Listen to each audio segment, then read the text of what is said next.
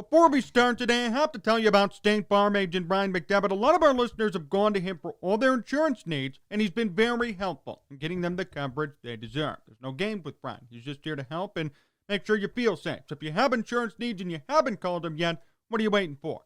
Dial up the number, 630 796 2662. That's 630 796 2662. Or find him online at RyanIsMyAgent.com. That's RyanIsMyAgent.com. And make sure to mention Sports Talk Chicago. Like a good neighbor, State Farm is there. I want to start today with this. In most cases, before a disaster, you're given a warning. There's a tornado barreling down. It really isn't a surprise. You're told, get in your basement. We see a funnel cloud. Hurricanes. We can predict from miles away, days away. We know when it's going to come, and you know when it's time to evacuate. It's very rare that a disaster just happens with no warning whatsoever. Usually we're told, usually we have some sort of idea. It's up to us as people to take the signs that we're given. My choice to go in the basement when there's a tornado. I could stand outside, let the vortex consume me, but no, I want to be safe. So I go in the basement. I decided to take heed of the warning. I trusted it, thought it was accurate, and sure enough, it was, and it saved me.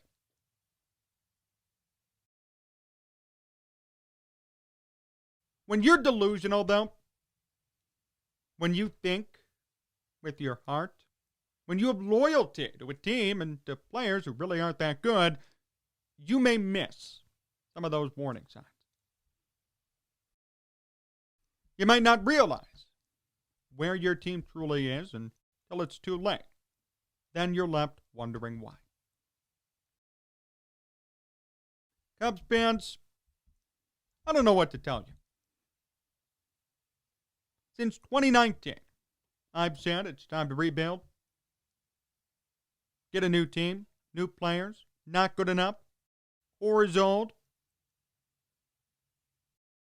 I was laughed at and derided by virtually everybody. That's fine.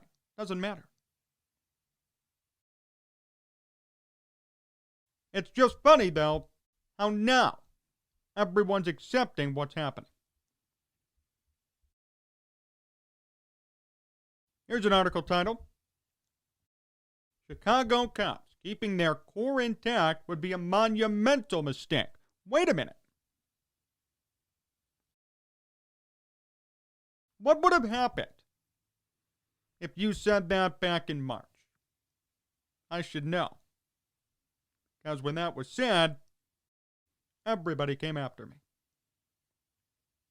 You're just a hater. You know nothing. Oh, I know a little bit. The writing was on the wall for this team, and if you couldn't see it, if you still refuse to see it, then you're doing yourself a disservice. Great article here by Fansided. 4 moves that took the Cubs from champions to sellers. Number 1, Jason Hayward. Number 2, Theo Epstein. Wow! I thought Theo did a great job with this team. No. He won them 1 World Series, and now he's with the MLB Commissioner's Office. Isn't it funny how his name is not near his rebuild? But yet it was his moves over the years that caused them to get to this point. And Jed Hoyer's the scapegoat. Now, signing Jason Hayward to an 8-year, $184 million deal, great move. Right? And it's so funny, too. Everyone's so defensive of Jason Hayward. They bring up the speech in the dugout from the World Series and good defense. With all due respect, I would never pay $184 million for good defense. That isn't worth it. We all know what it's all about. That's Kyle Schwarber. It's all about hitting. Kyle Schwarber was not a good defender, but he hit the baseball. That's why he's still in baseball today. Meanwhile, Jason Hayward's OPS plus is under 80. And he's getting paid $25 to $30 million a year. Tell me how that makes sense. Who made that move? Theo Epstein. I want you to look at this team and scrutinize from top to bottom what they're doing right now. This is beyond atrocious. Beyond atrocious. Your favorite core players aren't performing, plain and simple. Anthony Rizzo's hitting .247, 10 home runs. Wilson Contreras, .236. Eric Sogard's been a big disappointment. Javier Baez may have 21 home runs, and that's great. But how about 115 strikeouts against 14 walks? I have never seen that ratio in my entire life. I know I'm 21. I haven't seen as much baseball as some of you, but I've never seen that ratio before.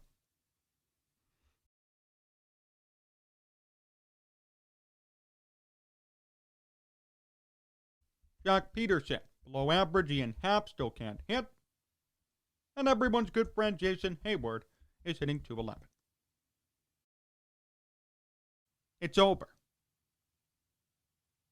Do you see it now?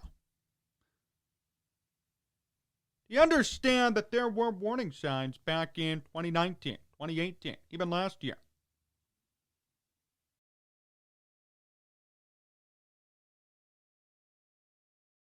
Who's the blame going to be pinned on, is my question. Is this a management problem, a player problem, David Ross's problem? I don't know about you, but let's say the tables were turned. What if Tony La Russa led the White Sox to a 12-game losing streak? What do you think would happen? But because he's Grandpa Rossi, and he was here in 2016, he gets a pass. I have not heard one person say he's an inept manager. I'll say it. How do you explain this decline?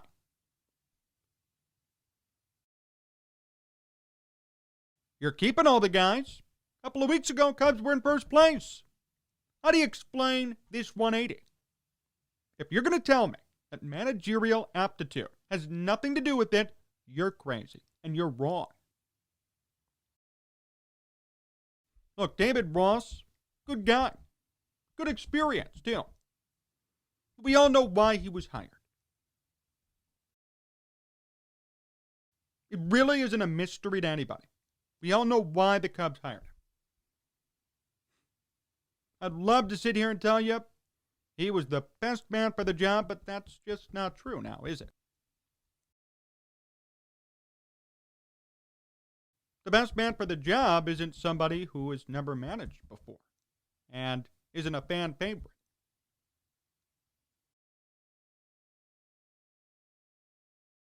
I saw right through it. Some of you did too, to your credit. I was worried from the beginning about player relationships with Ross.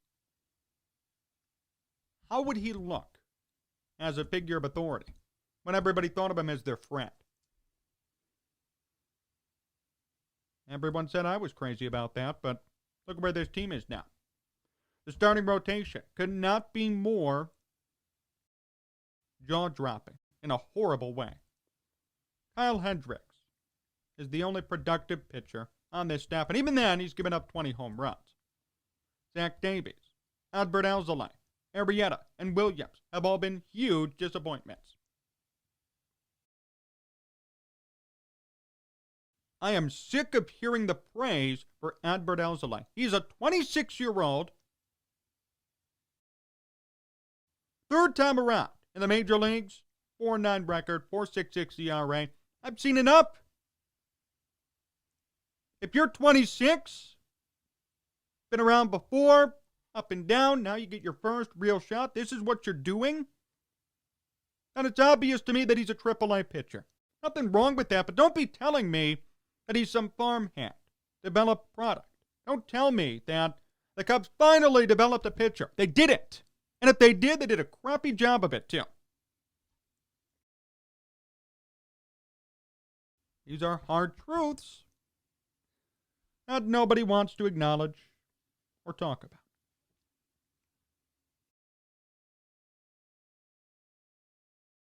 You understand, by sweeping all this under the rug over the past couple of years, you're all being blindsided now. There were warning signs from 3 or 4 years ago that nobody wanted to acknowledge. No one wanted to say that this team was bad. It went against the narrative. It wasn't hip to say this team was bad. Now it's widely accepted, and everyone wants to pile on the Cubs. But a couple of months ago when someone said it, you were called a hater. Again, if you think clearly, you'll recognize warning signs. When I'm told there's a tornado warning, I don't run outside and wait for the tornado. I get in my basement.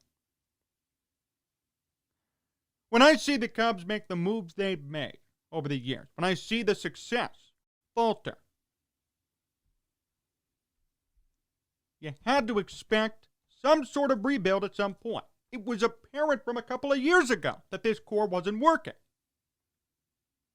Yet every year, people kept giving them excuses, benefits of the doubt, and chances. For what reason? I don't know.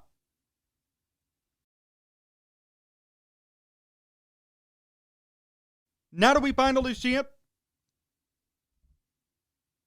I hope so.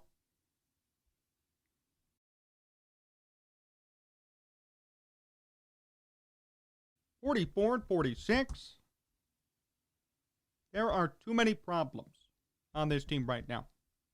Offense can't hit, pitchers can't pitch, 12-game losing streak, and if you're going to tell me that David Ross is exonerated from responsibility, you're wrong there too. This is a team-wide effort of losing.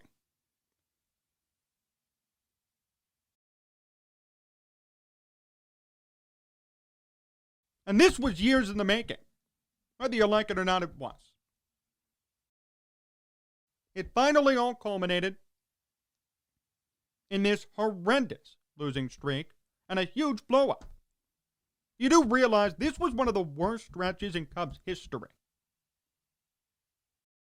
Not just since 2016, Cubs history.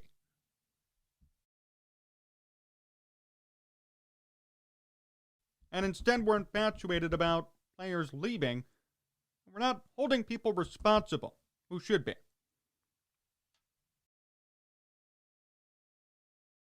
I know emotions are high for everybody. Fans, players, managers, front office executives. But we have to hold those accountable who deserve it.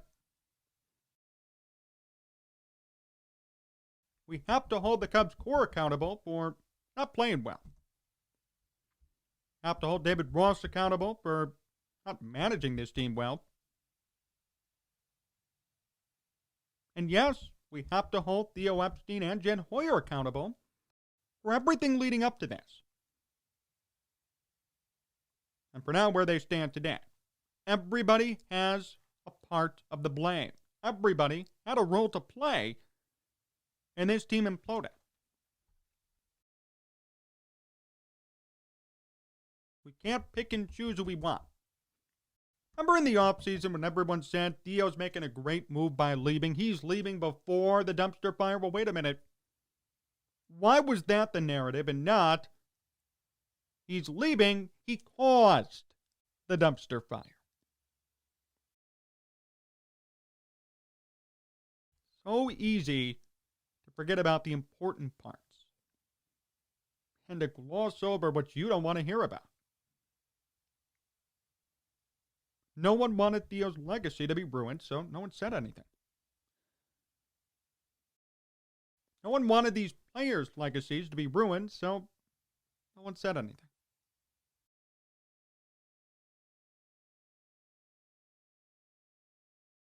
I'm not in the legacy business. I'm not in the business of honor and praise. I'll do it if you deserve it. But I'm not going to do something for you when you haven't done anything for me in 5 years. I'm not going to praise you, say you're a hell of a ball player, when the last time you hit was 2016.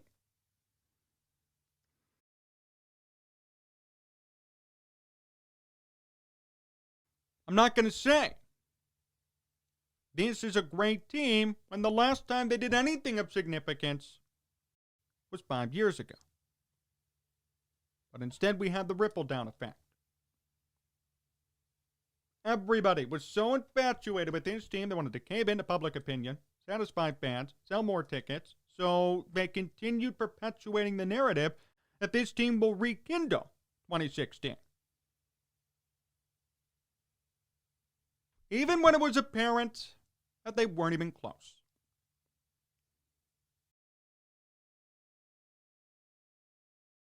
It's just so aggravating that everybody was bamboozled like they were. I am actually shocked at the amount of people who are shocked about this turn of events. You should have seen it coming years ago. Now it's happening and no one knows how to react.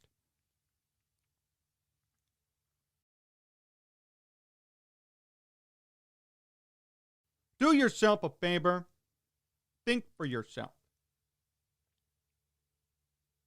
Evaluate on your own. Use your mind.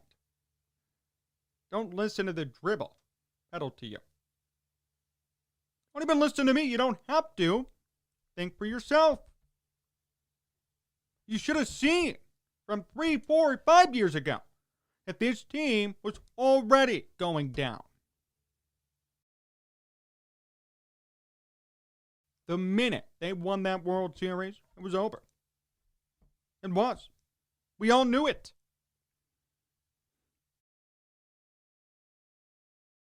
And the fact that even to this day, when you bring up this Cubs team is bad, you're going to be taken down. It's a vibe. Well, the vibe now is rebuild and lose it. So if that's your vibe, then I'm in.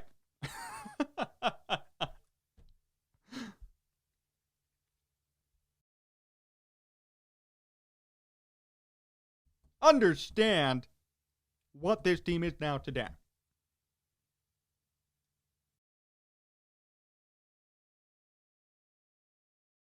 Just a sorry excuse for a team. It's time to move on.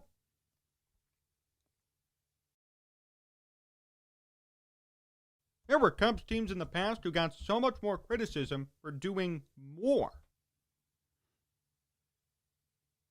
And I remember the 2007, 2008 team, 2009, tons of criticism. And those teams were good. But we have a below 500 team here, playing in Chicago, top market, no one bats an eye. That should scare you. That these guys aren't being held accountable, that should really scare you. The fact that people gloss over Javier Baez's 115 strikeouts. The fact that people gloss over Anthony Rizzo hitting 247. Ian Happ hitting $183. Jason Hayward making money for hitting 211. These are facts, important ones, that aren't even being talked about. Here's the kicker. Jake Arrieta was celebrated when he came here. Great move. He could rekindle 2015. And now, I think he will be DFA'd.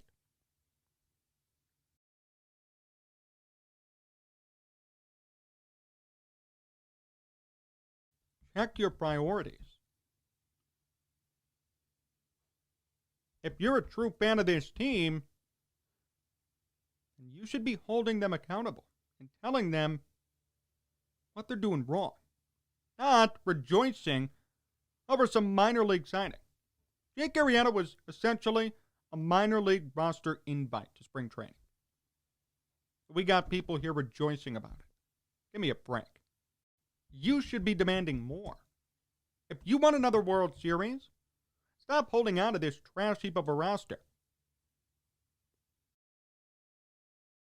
If your objective is a World Series, why in the world are you praising this team? They couldn't be further away from a World Series right now. It's going to take 2 or 3 years at least to get back to that point. Funny part is, if they had started earlier, they wouldn't be in this position today. They started in 2019 when it was apparent. Last year even, well, some progress could have been made. Instead, they're starting at square one in 2021. I just hope by now that you all understand it and you all get it. And if you don't, I'd be happy to talk to you. Talk to you more about it. It's too obvious. There were too many red flags and too many warning signs from years ago. And if you choose not to acknowledge it today, if you still believe this team could turn it around, that they're actually good, that this core is talented still, then you are a delusional Cubs fan, and there's nothing I can do to help you. More to come here on Sports Talk Chicago. My interview with Chuck Swirsky comes up next, so stay tuned.